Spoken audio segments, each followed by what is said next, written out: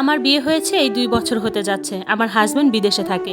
এই 2 বছরে সে আমাকে কোনো হাত খরচই দেয়নি। আমি মোটামুটি ধনী ঘরেরই সন্তান, তাই কোনো কিছুর লোভও আমার নাই। বিয়ের পরও আমার যাই লাগে সব আমার বাবার টাকা দিয়েই কিনি।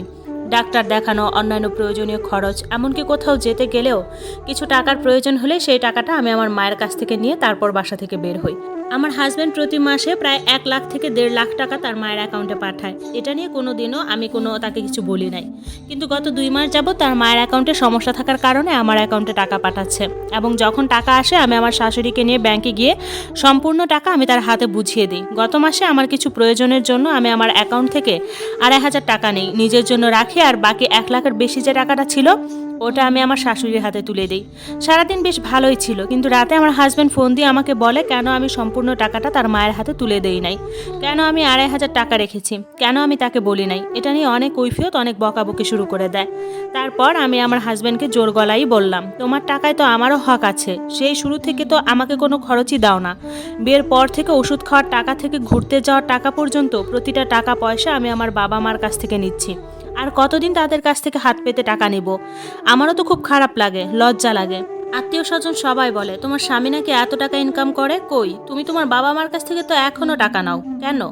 আমার কি খারাপ লাগে না? আমার স্বামীকে এত কথা বলার পরও সে আমার সাথে খারাপ আচরণ করতেই থাকে, আর বলে আমি যে টাকাটা নিয়েছি সেটা যেন ওনার মাকে ফেরত দিই। এক কথায় মা ভক্ত যেসব ছেলেরা থাকে তাদের বিয়ে করলে জীবনটা যে কতটা কষ্টের হয় সেটা হয়তোবা আমার সিচুয়েশনে যারা আছে তারাই বুঝতে পারবে। এবং এই মাসেও আমার অ্যাকাউন্টে প্রায় 1.5 লাখ টাকার মতো দিয়েছে, এবং সাথে সাথে আমাকে ফোন দিয়ে কড়া করে বলেও দিয়েছে এই টাকা থেকে যেন একটা টাকাও আমি না নেই, পুরো বোনাস সহ যেন আমি আমার শাশুড়ির হাতে তুলে দিই। বরাবর যেটা আমি করে আসছিলাম, ওই যে 2,500 টাকা নিছি, এটা নিয়েই তার মনে অনেক সন্দেহ যদি আমি আবারও কিছু টাকা আমার জন্য রেখে দিই। আমার হাজব্যান্ডের সঙ্গে যখন প্রতিদিন আমার কথা হতো, প্রায় সে সবসময় ব্যস্ততা দেখাতো। আমার সাথে কথা বলতো ঠিকই, কিন্তু সে ফোন দেখতেছে, ইউটিউব দেখতেছে অথবা টিভি দেখতেছে, আমার কথার কোনো গায়েই লাগাতো না।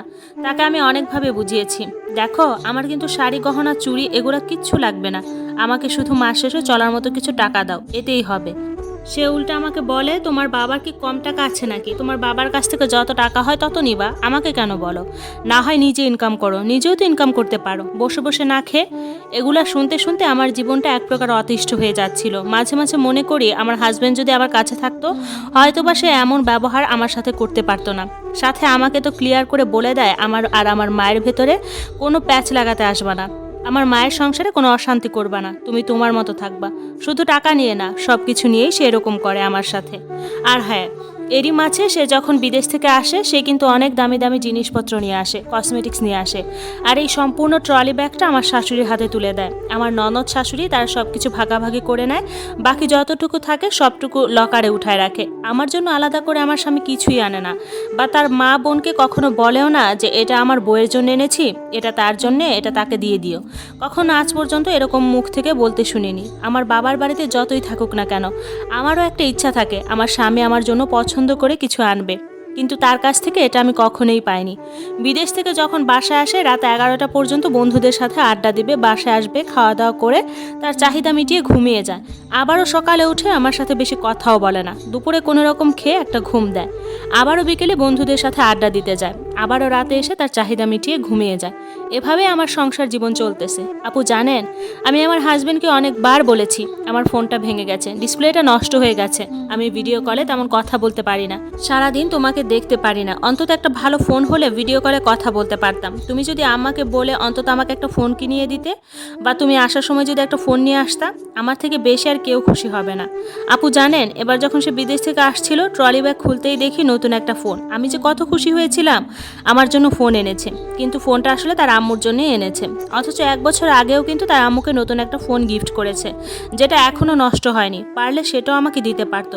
এত অবহেলার পরেও দিনের পর দিন এখনো বেঁচে আছি। আমি তাকে যতই বুঝাই না কেন সে আমার কোনো কথাই বুঝে না। জানি না এভাবে আমি আমার সংসার জীবন আর কতটুকু আমি চালাতে পারবো। দিনের পর দিন মানসিক রোগী হয়ে যাচ্ছি। সারাদিন কাজ করার পরও না পাই স্বামীর ভালোবাসা, না পাই স্বামীর আদর। স্বামী তো দূরপ্রবাসে থাকে, এদিকে আমার শাশুড়ি, তার কথা আর নাই বা বলি, সে তো আমার জীবনটাকে একেবারে নরক বানিয়ে দিচ্ছে। এভাবে যে আর কতদিন টিকতে পারবো আমি নিজেও জানি না।